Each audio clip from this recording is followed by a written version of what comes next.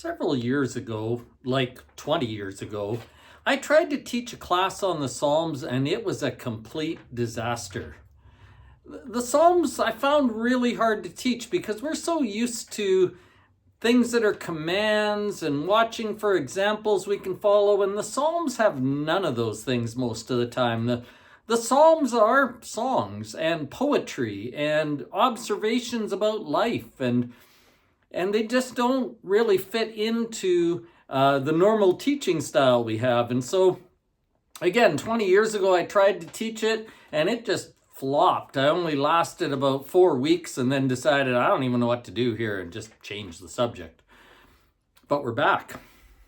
We are going to start studying the Psalms this Sunday, and I think it's going to be more successful this time. Number one, because I'm older, but number two, because I'm going to teach us a different Bible study method. A method that will help us deal with this type of material. A method that will help us see something about God, see something about ourselves and others, and see something about how to apply this material. I think the Bible study method is going to be really useful to us, not only in the book of Psalms, but you could use it anywhere. It's a really good tool.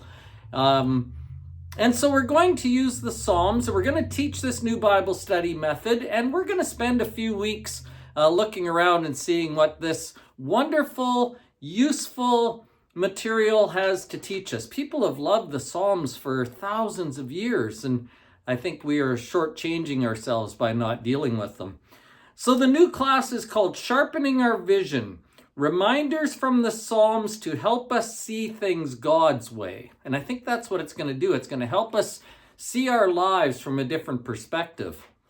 Just so we get to start on familiar ground this week, we're going to start with the 23rd Psalm and the 1st Psalm, two of the most famous ones, the most popular ones. If you like to read ahead, you can go look at those. Refresh your memory a little bit. And this, by the way, is a great time to join the class. We're starting something new. We're starting new material, new methods. If you've ever thought about coming to Bible study at 10 o'clock, this is a great Sunday to start that. The sermon this week, we're going to talk about generosity. Not because we need money. For the first time in 100 years, we made budget last year. So this isn't about begging for cash. In fact, generosity is much bigger than just money. But we're going to talk about generosity this week because generosity is one of those qualities that tell us something about ourselves.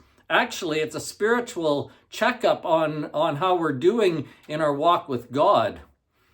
That's as much as I want to tell you about it. But I've got a story to tell you from 2 Chronicles. And that story is going to form the outline of our sermon this week. The sermon is called The Gift of Giving. What generosity says about us and why it matters. Obviously, again, we're still having lunches this week, so bring something you can share with everyone else. Bring enough for you, your family, and a few others. That would be great. People can stay and be invited to stay if that's the case. I'm looking forward to Sunday, where we've got a new start and a new year, and it's going to be really, really good. We'll see you there.